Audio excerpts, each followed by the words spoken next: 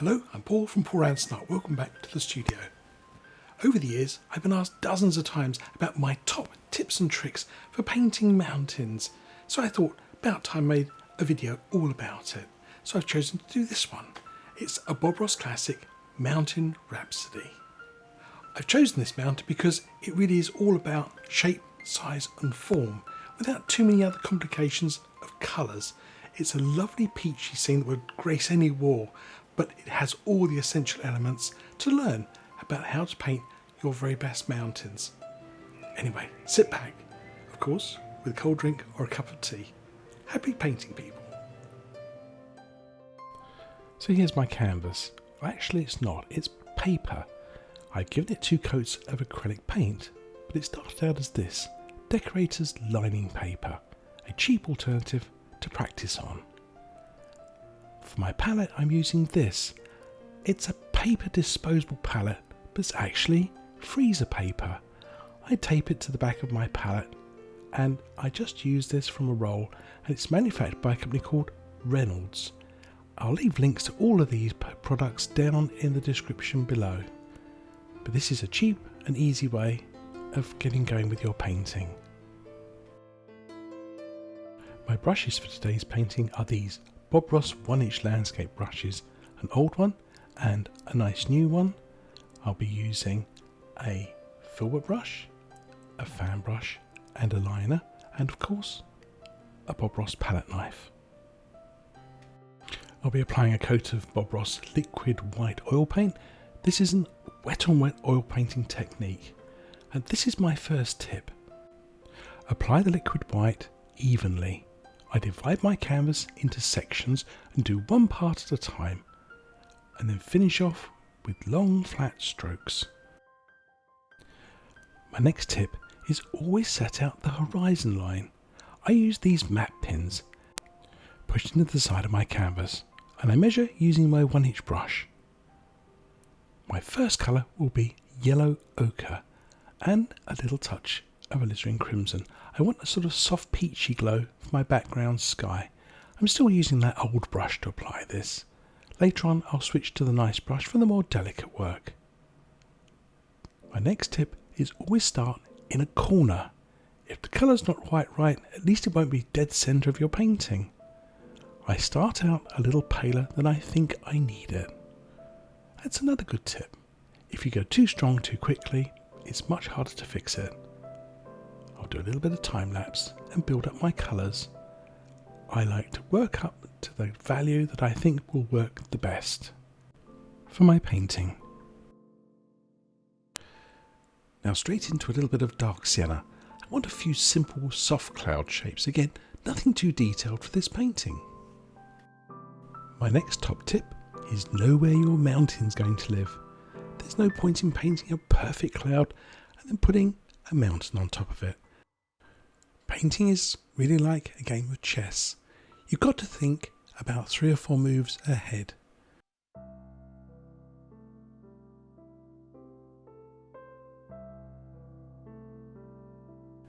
Once again, think about the shape and form as you paint.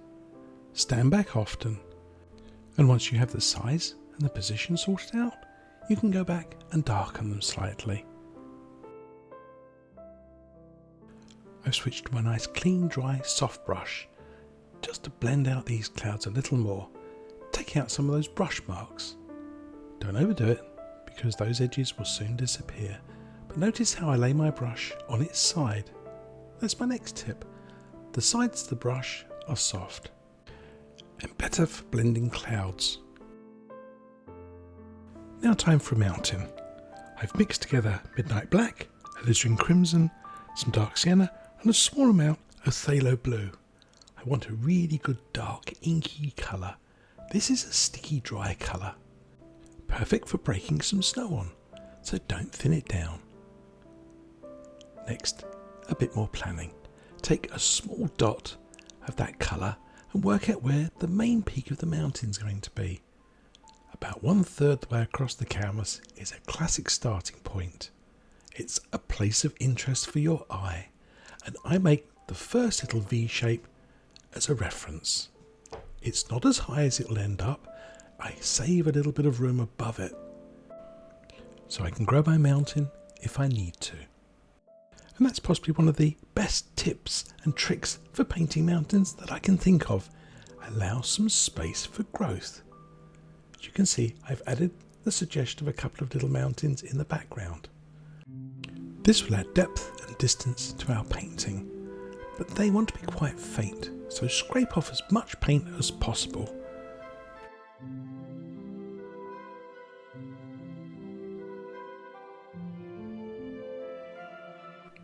I'm going to use my filbert brush just to smooth out some of the paint.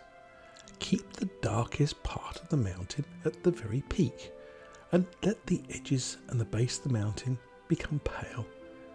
Blend out so it creates a sort of misty distance to your painting.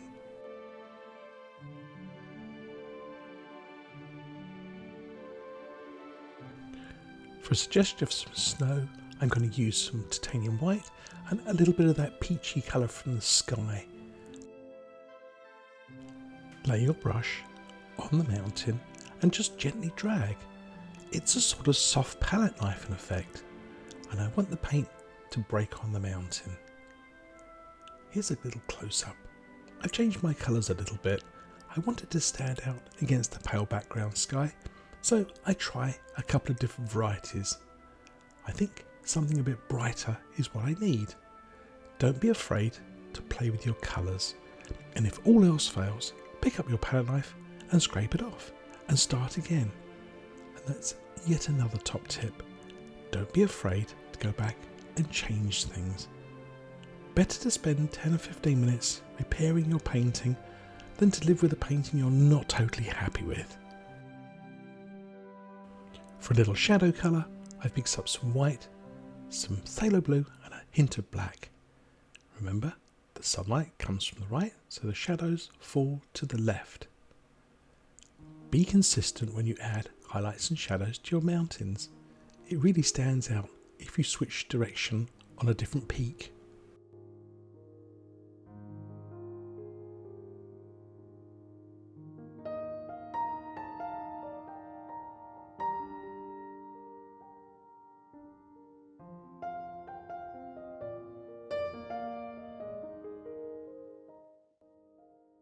I'll use a little time lapse and repeat that process on the peak on the left. Again, highlights to the right, shadows to the left.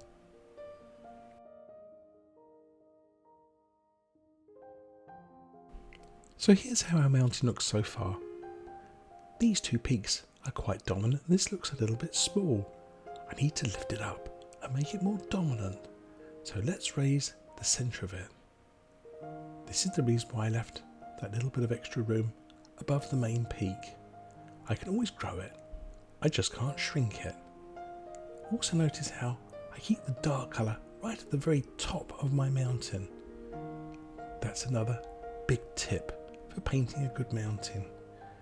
Keep the dark at the peak and blend out the base so you end up with a lovely soft misty layer. To help you see the shape of your mountain in advance, scratch a little centre line and pull the paint left and right. It almost creates the shape of the mountain before you apply the snow.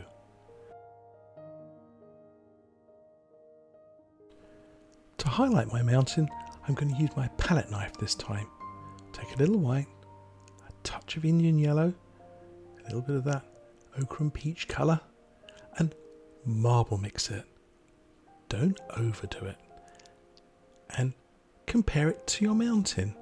Your eyes don't move colour very well. We think we can check a colour by simply looking at the palette and looking at the painting, but you really can't. I realised that my colour was just a bit too dark, so I added a little more titanium white. Now, a small roll of paint and a super light touch. Stick the knife to the painting. I say stick because the paint is really, really sticky and it will grab hold of that lovely dark underpainting. A small roll of shadow colour. Look how marble that is. Blue, black and a touch of white. And again, don't forget, shadows are to the left and highlights to the right. Repeat this process, adding small rolls of paint. Hold your knife with a very gentle touch and use the sticky white paint to stick to the dark underpainting. It's just a matter of gluing things together. Don't put your finger on the back of the knife. Notice I always hold the knife around the silver bezel. Bump paint out the way that's not quite right, so I push that paint away in the centre. See, push it out. Then let the paint break.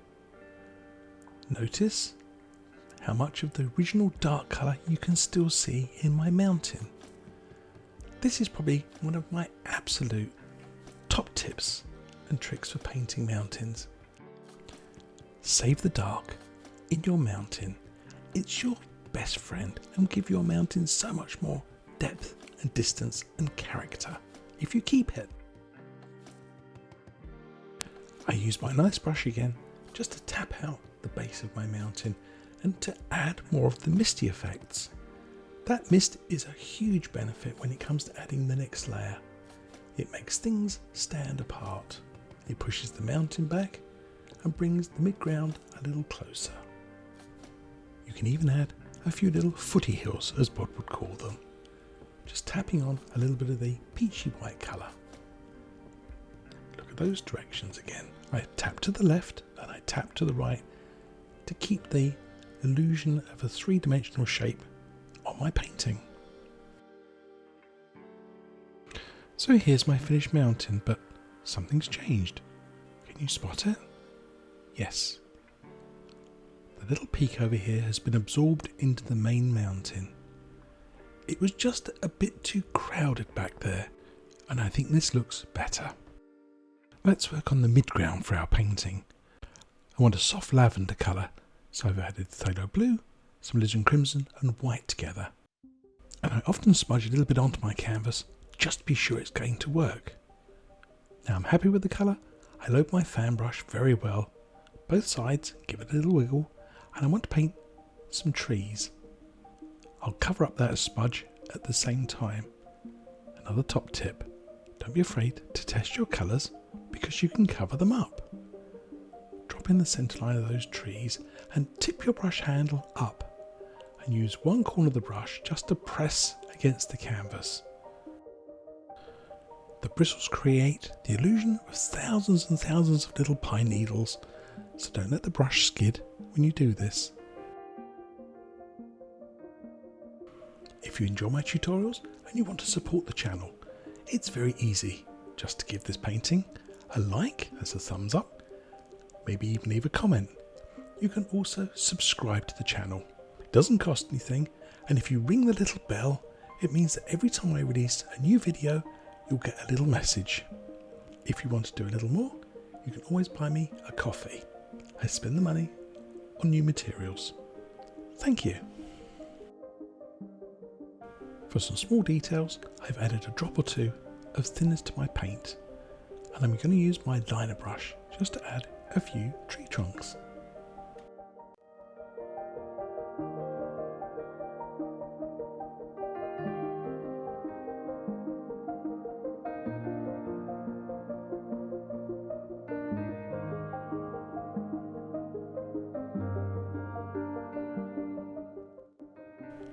Let's put some snow on those trees. I've got my titanium white. I've added a little bit of liquid white to that paint to make it soft and a little bit thinner so it sticks more easily to the dark colour. As you can see, I've tinted it a little bit of purple and blue. See how I push into the paint to get a little tiny ridge of paint? And that's what I'm going to be using to stick onto my trees. Just touch, mainly on the right side. That's where the sunlight's coming from, and as the paint runs out, I'll do a few shadows on the left side of the tree. See how much dark I'm keeping though. Just like the mountain, save the dark. It's your best friend in your painting. A neat little trick to add a shadow to the base of those trees is to use the fan brush on edge. Just drag some of that paint and pull it across. It creates shadows and depth in your painting. I might come back and make some changes to this later on, so let's not overdo this step. I've wiped my fan brush and I'm reloading it with more of that inky blue colour. Really groom it through well and bring your brush to a nice chiselled edge. And let's plan where we're going to put the next tree. I want a nice big one on the left, so I put in the centre line, just touch, so we know where the tree starts and where it finishes. And I want the trees on the right to be a little deeper into the painting. Once again, top tip here, plan ahead. Notice how I paint this tree the same as I did little background trees, except this time I'm going to do the centre of the tree first. Fir trees are usually quite dense in their middles, so fill it up well. Once you've got that in position, you can work out how wide you need it to be, so I make a little mark and then I can go back over it and grow it slightly. I find that when people are learning to paint fir trees, one thing they struggle with is that they go out of shape very easily. They have square tops and then huge wide bases to them. So start out with just little tip taps at the very top of the tree and put a little marker down at the bottom. I repeat that process with the trees on the right. Make sure that the mountain and the tallest tree are not the same size. I use lots of dark paint and fill it in well. This time 3 little trees. This little tree on the right is in the shadows, so I've used some of that blue colour I highlighted the background trees with, just to add a suggestion of some snow. The one on the left, the same thing, he's just got a little bit of shadow there as well. And again, I grab some of that colour and pull it out to create a shadow. For the main trees, the highlights are going to be titanium white and a little bit of that peachy yellow colour. And again, see, I pull it out and give it a little push.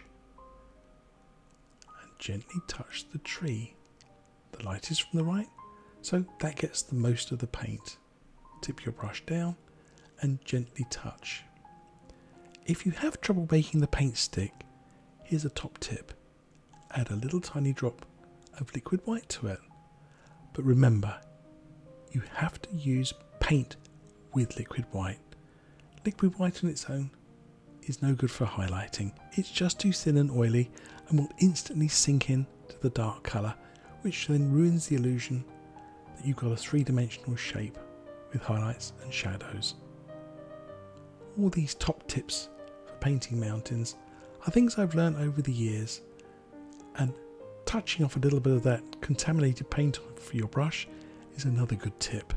You can quickly ruin your highlight colours. I'll add some more highlights to this part of my tree, and as you see my paint runs out, so I do the shadow side. Now for a few sparklers. I've added a little tiny drop more liquid white to a bit more of my titanium white and a few more bright peachy colours. I add a few little sparklers here and there just to make my trees really pop. Don't overdo it though. Remember my mantra, save the dark, it's your very best friend. So here's my finished painting, but is it? I think there's a bit of a blank area here. I want some of that colour on the snow, and there's also a bit of a gap through here. I need something else for some interest. So let's tease in a little bit of that peachy colour onto my snow. And I'll add in another layer of trees. This gives a little bit more interest to that mid-ground area. I make changes to my painting as I go. I sit back with a cup of tea or a cold drink, and I have a good look at my painting before I call it really finished. So one of the tips and tricks for painting mountains, or in fact any painting, is to live with your painting for a day or so. I quite often come back after it's sat overnight and have another good look before making any changes. I think I make better decisions once I've had a bit of a rest from it. Your eyes can get very tired of staring at the same piece of canvas, or in this case paper, for hours and hours and hours. You almost get blinded by it. So, top tip, take your time and let your painting grow on you. If you've never heard of them, there are things called painting fairies. They come out when you're not looking and repair things on your painting which you thought you were unhappy with. Strangely enough, by the following day, things that really bothered you are magically repaired. And I bet the fairies will visit your paintings too. Final touches. Let's do a neat little trick by adding some little grasses and details to my painting. I'm going to grab the base of these little grasses, just the very tip, and pull it back to create a little shadow across the snow. I absolutely adore this little tip and trick to adding realism to your painting. Pulling a little bit of colour from the base of something like a twig or a stick or a bush really gives your painting some smashing detail. So that's the last of my top tips and tricks for painting mountains. And if you enjoyed watching this being painted, then don't move. There's another lovely mountain painting coming right along. Happy painting, people!